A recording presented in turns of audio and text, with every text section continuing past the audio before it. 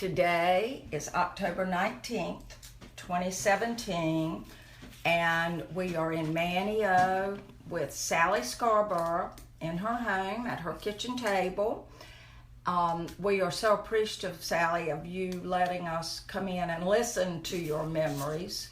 Coastal Voices Project is oral history, and we love hearing everyone's story because everyone does have a story. So we would love to know, tell us a little bit about who your parents were, grandparents, you grew up in downtown Manteo, and tell us a little bit of your story if you would. Okay, my great-grandfather was Thomas P. Midget from Rodanthe, and after one of the storms in Rodanthe, maybe the 1899 one, he moved his family to Manteo. My grandmother was 9 years old. And then there were many others in the family. He had 10 brothers.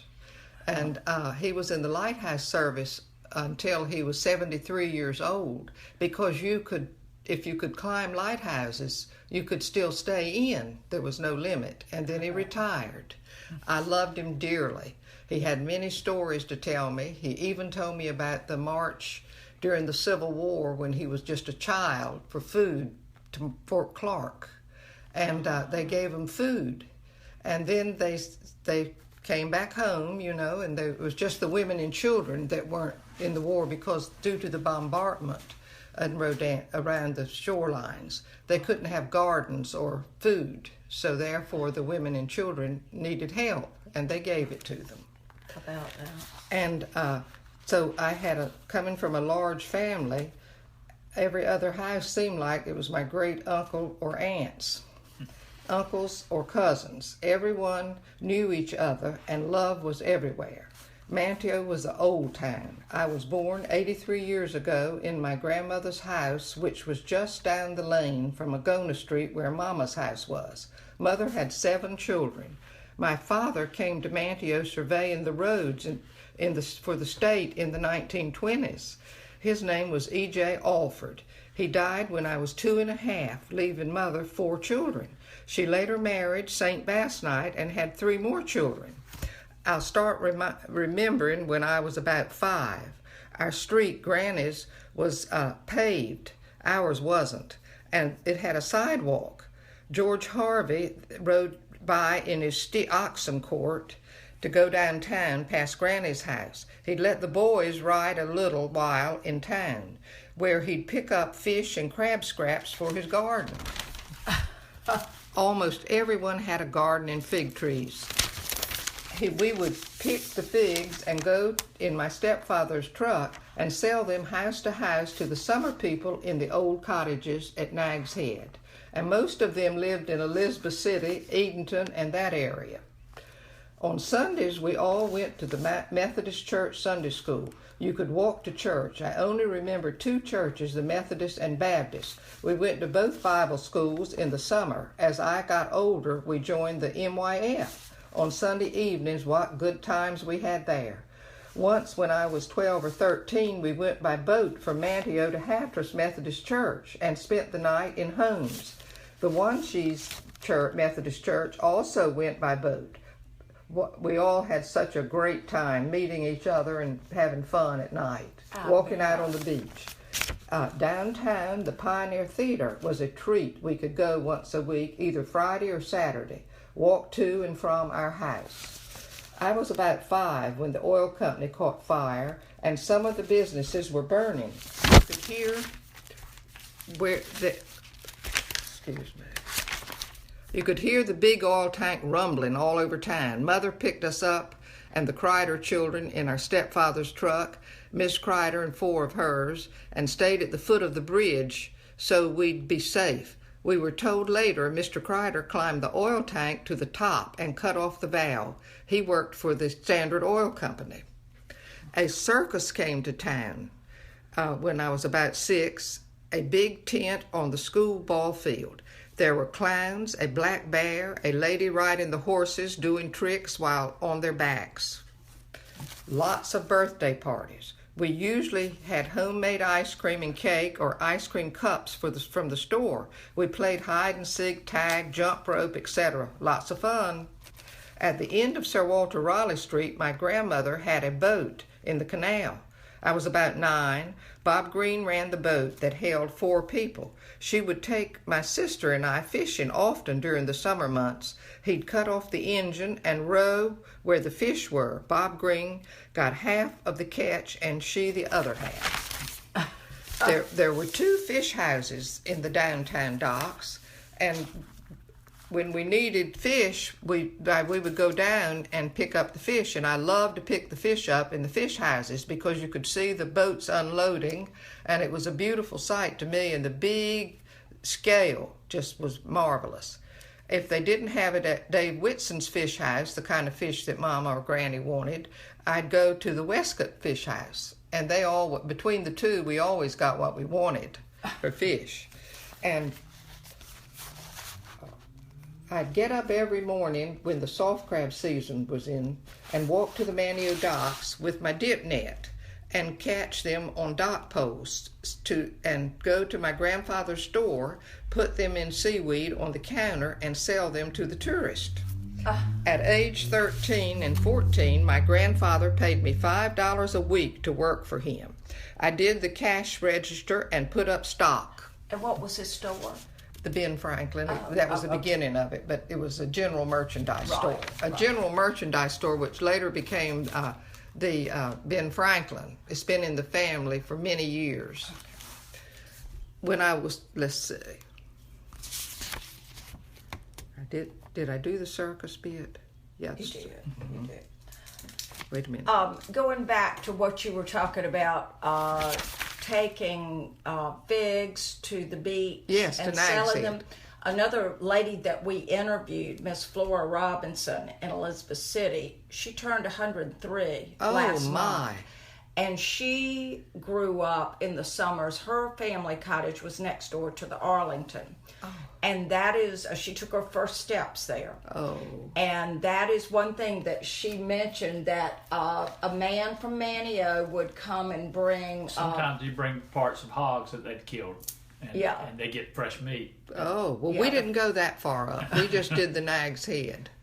Okay. We didn't go that far, and we didn't have any hog meat. Oh, I think she may have talked about somebody in Kitty Hawk too, but and vegetables too. Yeah, and vegetables. Yeah, she was talking about it was such a treat to get fresh. I know it was. Fresh meat and vegetables, and I'm sure they enjoyed the figs. They always bought them, so I guess they did. You know. Yeah. So you sold soft shells to the tourists. I certainly did, and made my money. Some money. Right. And I always loved to make a little money. Every woman needs a little money. Of her own, you're exactly right. I worked after school in his store until I finished high school. I played basketball in high school and was on the tumbling team. Also took art lessons from an art teacher after school. That was my love. I was in the Lost Colony when it was on as an Indian dancer for 5 years. My world was opening up. All the out-of-town members rented rooms in the town and had lots of parties after the show in the backyards in town until the police stopped it. Too much noise. Andy Griffith entertained a lot while I was in there for us, and when we rode the bus up to the Lost Colony, he would play his guitar and sing, and I remember when he did what it was football over at the Shrine Club. And we enjoyed so much his music, and he became a friend. I just loved him dearly. So right now we're in your home, which is also the Scarborough House Inn, a bed and breakfast next door, and we're on Fernando Street. When the Lost Colony was on, my grandmother, as many of the people in Manteo, opened their houses for tourists because there weren't enough. There was only one motel, if it was even open in those years. Okay, so how old were you when World War II broke out? I don't remember. I just remember when I was at the end of the war, getting near the close of the war, that we had blackout curtains on our homes, and I remember coming down the steps because the house shook, and going to Mama's bed and saying, "Mama, what's happening? The house is shaking." And she said, "Oh, nothing, go back to bed." Well, of course I didn't. I opened the front door and looked like the sky was on fire. Oh. So that kind of frightened me a little. But then Miss Mary Mann was my godmother, Miss Mary Mann Evans. And she ran the old hotel downtown Manteo. Mm-hmm. And we were free to go down there any afternoon we wanted to, because she'd give us a Coca-Cola, my sister and I, mm-hmm. and maybe even something sweet to eat. We loved her. She had a couple that were spending 2 months there, the Probeses, they said, and they were from the north, and they were touring, and that we could go to the beach to Nags Head with them in the afternoon, my sister and I. So we thought that was wonderful. So she called my grandmother, and she was Granny's best friend, and Granny said, "Yes, that would be fine if you say so, Mary Mann." So while we were there, Mr. Probes would always say, "I'm going over the hill and I'll be back, and nobody is to leave the Nags Head where you all are. You'll swim while I'm gone." Well, we minded because we thought we had to, and Mrs. Probes was there. So one day Dottie said, "What does he go over the hill for?" She was 2 years older than I was. "I don't know." She said, "Well, we'll see tomorrow." So the next day, Dottie said, "I can't go to the bathroom in the ocean. I need to do something else." So she said, "Well, you go over the first hill and then come straight back." We went over 3 hills and didn't come straight back. And Mr. Probes had a tripod, and on the tripod it looked like he had a spyglass or something. And then we ran back, and a few years after the war was over, they said that he'd been arrested. He and his wife were going to court for being a spy, but we don't know what happened to it. Oh no. And his last name is Probes. I don't know. Probes, it was a strange name to us. And but we liked them. They treated us well. I bet they were getting in with the locals. They wanted to. Yeah. Yeah. I guess staying 2 months though, that's pretty affluent to be able to stay 2 months on vacation. Well, but yeah, seemed strange, but they'd come a month very often from the north and stay. Miss Mary Mann said. But they wanted to stay 2 months and really have a vacation, they said. So you're right. But nobody was suspicious. Of course. Nice people. You're not going to be suspicious of nice people who are, The hardware store, is that before it was a Ben Franklin, or was it called the Ben Franklin? No, not when I came up. It was called something else. And I can't remember what Granddaddy called his store. It was not Ben Franklin. And is that Federated one. Before the Ben Franklin, it was Federated stores. And is that the one that Carl Daniels' Yes, it is. father has? Yes. Uncle Mont's got the oil company. Granddaddy had the franchise for that. Mm-hmm. And then he had the franchise for the store that Carl is in. And of course, Carl wasn't born then, so he doesn't know too much about it. And I don't always agree with what somebody has an opinion of, because if they're younger, they don't really know just what they think they heard. Right. So what was on Fernando Street where you are now? What was on this street when you were a child? Was it when just I was a child? No, there was just Holcomb Dairy. It was a dairy farm, and they delivered milk in the mornings if you wanted milk, and the best things like that you could get. Right.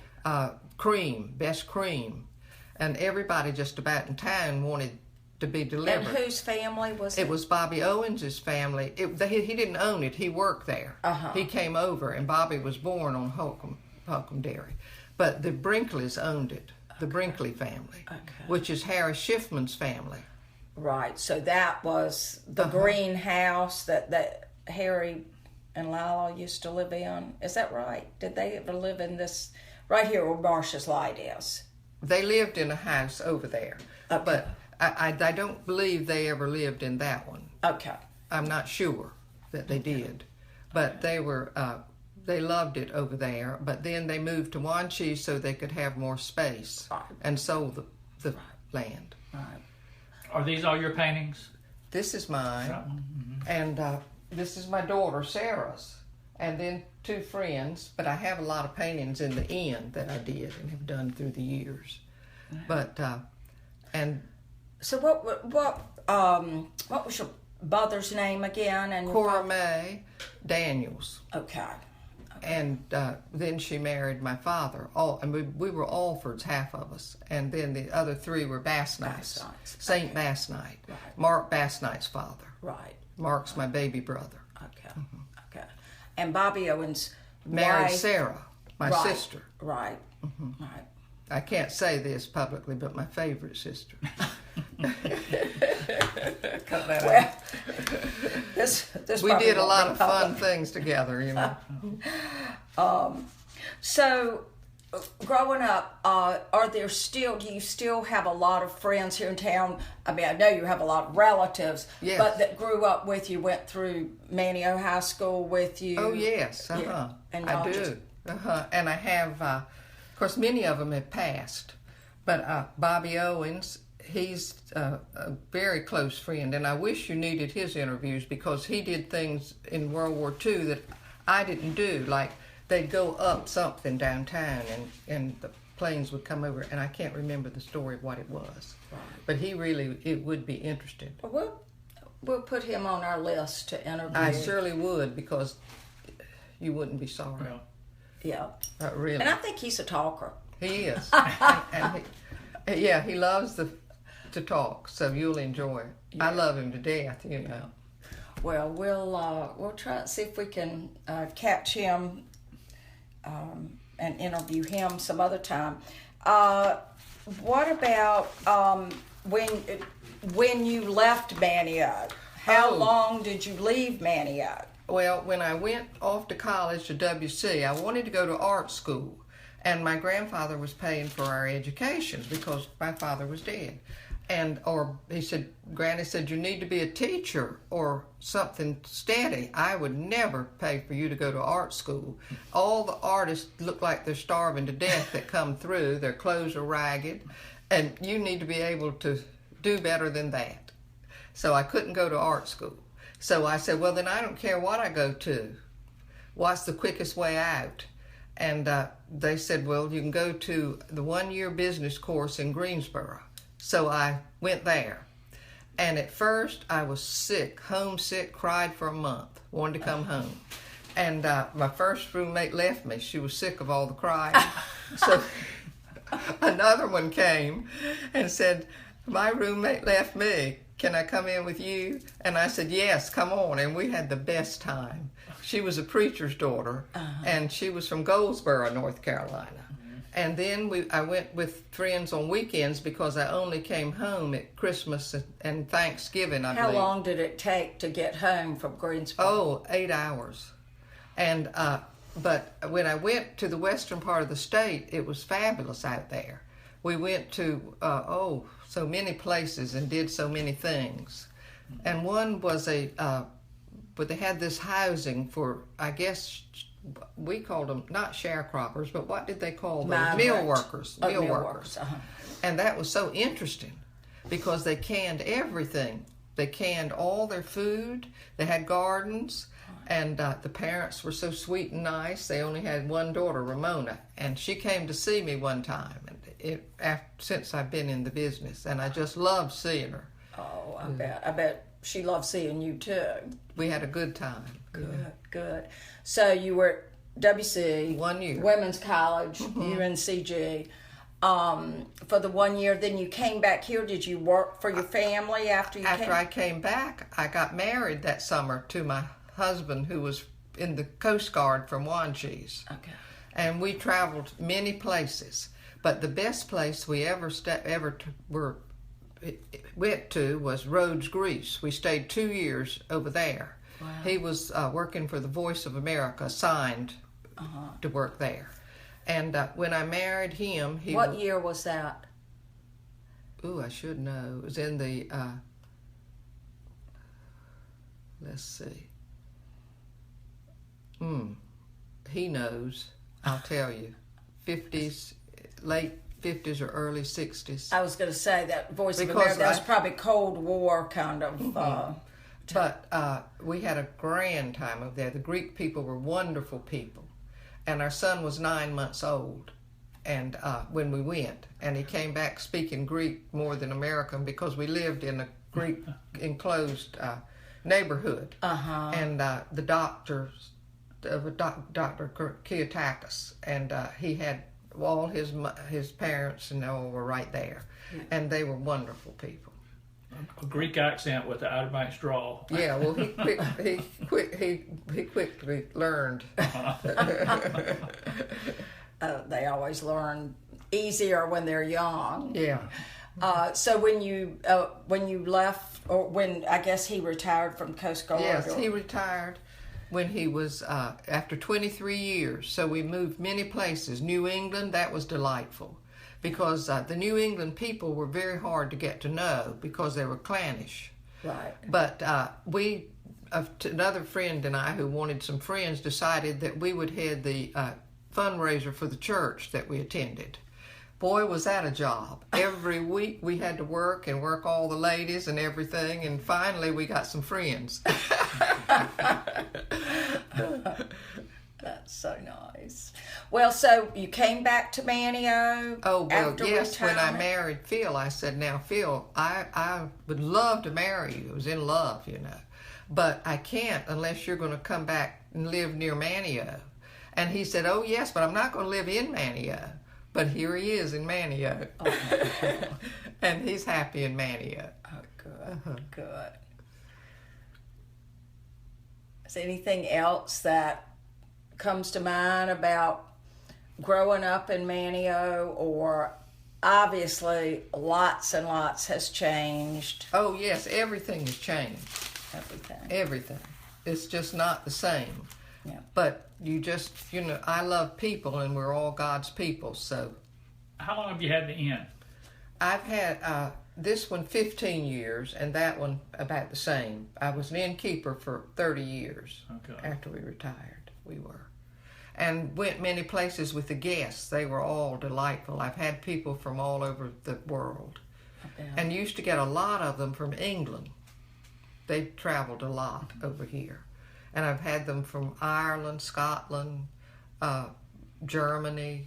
And I bet your roots with telling the story of Roanoke Island, the Lost Colony, Virginia Dare, all that, I'm sure that's fascinating to many of the... We sat on the porch and they told their stories and I'd tell mine.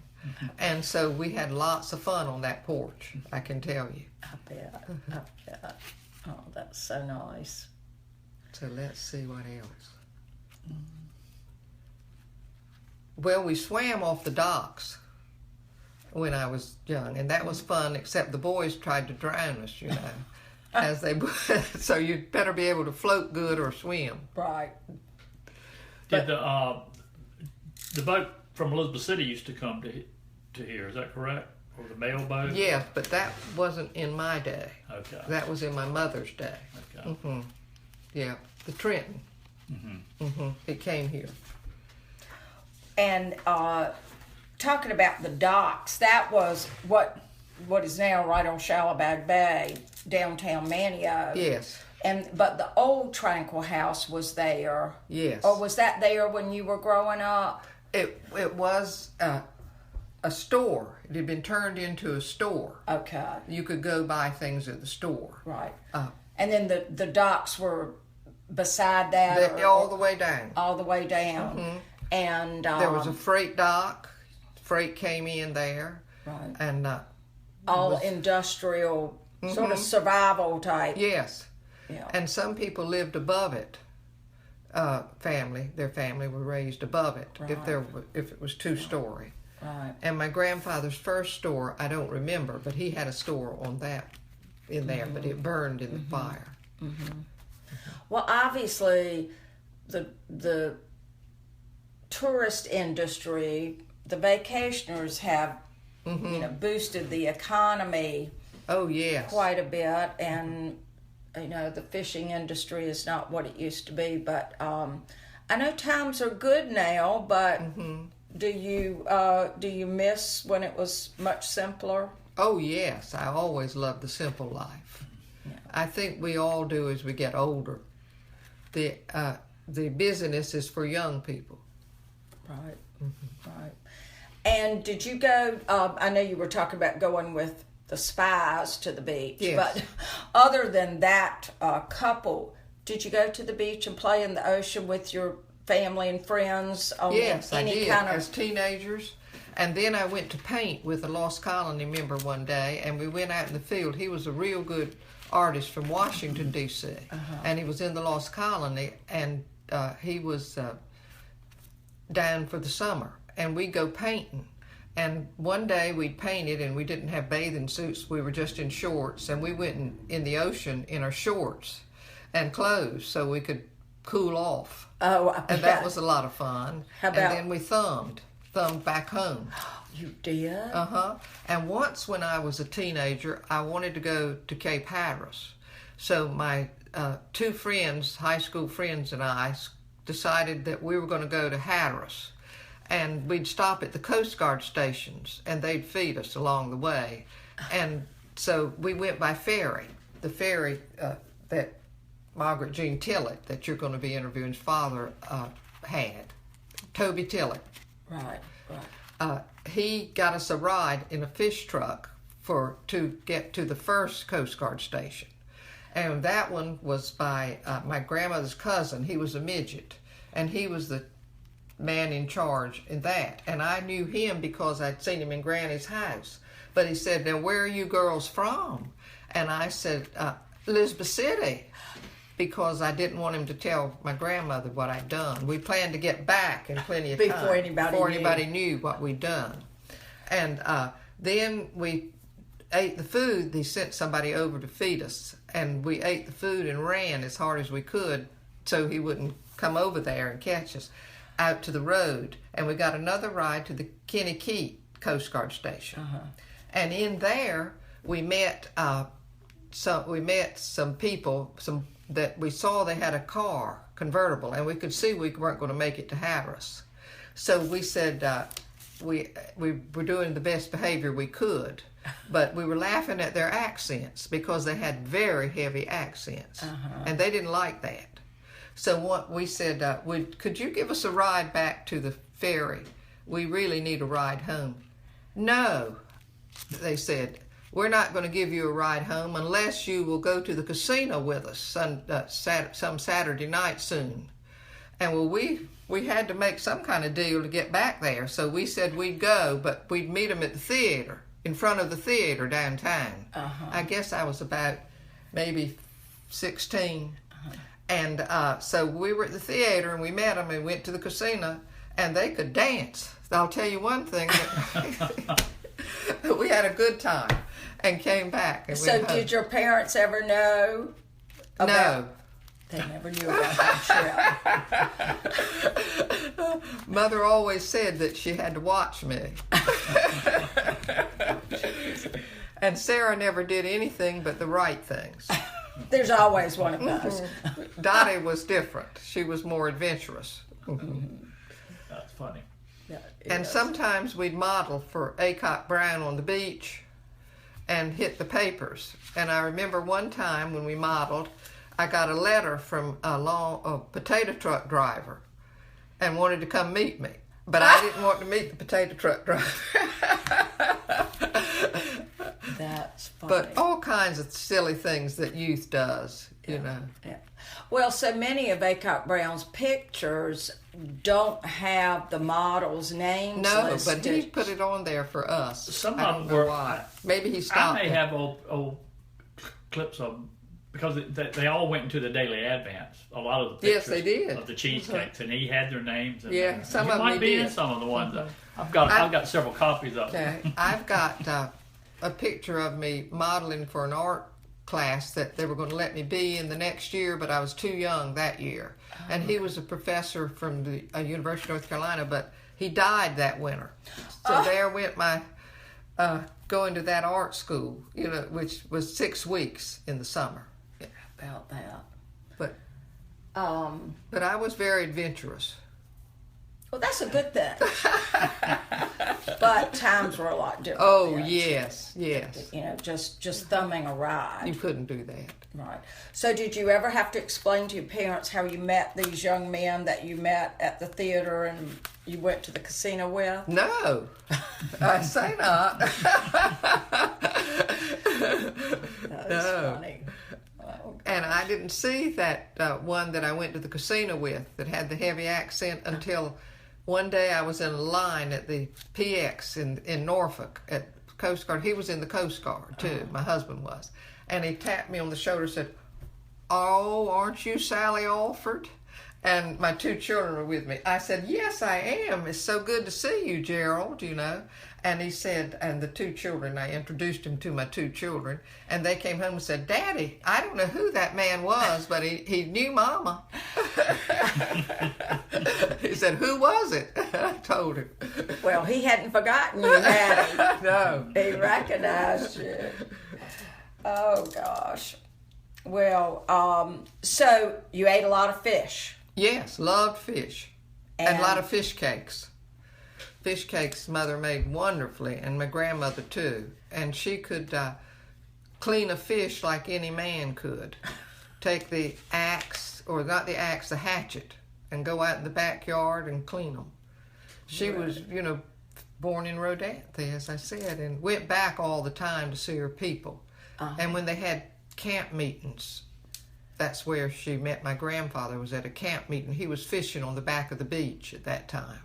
And they fell in love, and she married him. But there was always excitement. Yeah. What about storms? What do you remember about hurricanes living here in Manteo? Well, I just remember that when the tide would come up, it never came in Mama's house because my father had built the house up at a level that was good. So, but we would float around in tubs and things in the water, and we loved it. And my mother knew no fear. She'd say, "Oh no, we won't get hurt. Don't worry," you know.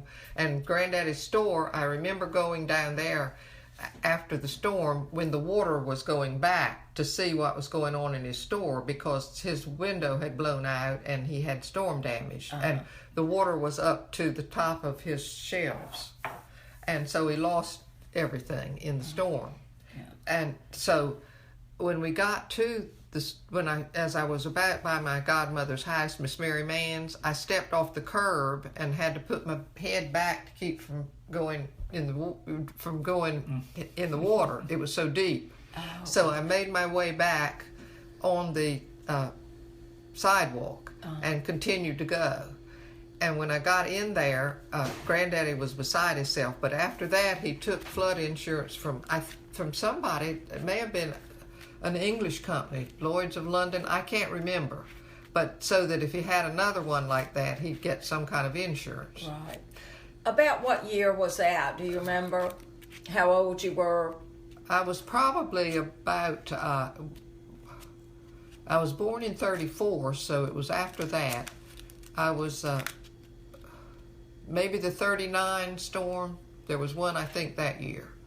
That must have been the one. But I wasn't very old. But I was very, as I say, wanting to go downtown. Right. Loved Granddaddy downtown. knew how dangerous it was for you to have gotten he didn't there. like it. I remember that. Gosh. And he was pumping water out with a hand pump out of the store in the back. And that excited me, too, to see all that stuff in the water. I saw a mouse on a log and just things that were floating, you know, around. Yeah. And there was fish in the water swimming. It was exciting to me. Right. As a child. Right, yeah. And then my grandmother was afraid of storms because that storm blew a tree on her house, and then the water came in. And also her house was lower on Sir Walter Raleigh Street, so she did get tied in her house. So the house that you grew up in, or your grandparents had, is that still here in town? Yes. Dottie, my sister, older sister, is 85. Okay. And she lives in the house that we were raised in on Agona Street. Okay. And Tommy, that owns the Ben Franklins, owns my grandmother's house right through the lane. Okay. So, still in the family. Yeah. Actually, I think William had mentioned to Carl sometime maybe we might want to interview his father. If you can get Tommy, you'll get some information. And he's in his 90s. Right. And he would know. Carl doesn't know. Yeah, exactly. What he says we had is talked not to him even about, true. you know, maybe interviewing. I read an article that he wrote about the storm. It wasn't right. Okay. But Tommy wouldn't have it right. Right, right. Well, we're probably going to, try to interview him and Bobby. Yeah. That'd be nice. That would be a good one, because he's got a memory. Very bright man. Right. Did you read all he's done? Well, Yeah. we've known him for a long time. Your sister is Dottie? Dottie Alford. Dottie Fry. Dottie Fry. Mm-hmm. And he knows her, Hannon, is that right? Her son, Hannah. Hannon. I know him pretty well. And my father used to talk to Dottie all the time. Yeah. She was at the, He's a big supporter of him. Yeah. I bet when you were a teenager and the Lost Colony, when all those people came in the summers, I bet it was the most exciting thing for these Manteo kids, that because the winters, I guess, were pretty slow. It was wonderful. They were so much fun, those actors, because many of them I see on TV and have seen many times, and even in movies, some of them. So they went and they lived all over town, so they were friendly and great young people to know. And of course, the ones that made it big, you kind of knew they were going to, because they were better actors. You could just tell. You could. Yeah. And we had a lot of fun. We'd go when the bridge they would jump up and down the old bridge to Nags Head. We would go over there, and when they'd perform in the shrine clubs and places, I was allowed to go over there for that. Mama would let me go because she loved the Lost Colony. And I would be okay with them, which I always was. And it was so much fun to see them play on the beach and do those things and be with them. And think I was great too, Well, did you have girlfriends whose parents said absolutely not? You cannot go, and were they afraid that the actors would take them away? And... Definitely, they didn't want them to be in the Lost Colony. A lot of them didn't. Yeah. So I had a good friend, and she's my friend now. But we stopped being friends because we went in different paths. I went on to be in the Lost Colony, and she couldn't be in it. Her mother wouldn't let her. And so she did other things. And we have a lot of fun. I go to see her. She's a bed patient now in her home. But she has a granddaughter that takes care of her and lives with her. And we tell old stories, things we did when we were young, like the strawberry patches and making homemade strawberry cake and picking strawberries and doing all those things that real young people do. Yeah. And it was a lot of fun. There were those days. Did you ever were you ever involved or participate in the Pirates Jamboree they used to have? Dottie did, my sister. She was Jamboree Queen one year. You do need to see Dottie. Okay. Come to think of it, she's a good storyteller, and she's done a lot of things. She modeled in New York for Kugler, and she's on a North Carolina thing, too. She's done a lot. Okay. Do go see Dottie. Okay. But try to do it in the morning. Okay. She's at her best. Okay. We may need you to help us meet with Dottie and Bobby. Oh, I'd love to. Sometime, and then have a little round table, and you can jump in there. And Dottie used to take me to the casino because Mother didn't want us to go to the casino because that was a bad place for us. That's what I've heard. And I remember one night, this is a terrible story to tell, but one night I'd gone to the casino, and Mother was looking for me. Somebody had tipped her off that I was at the casino, one of the neighbors. And so I got underneath the table and hid, and then she was walking all over looking for me. And so then it scared me so bad because she was watching for me to come down that I jumped out the window of the casino and landed on the sand. Luckily.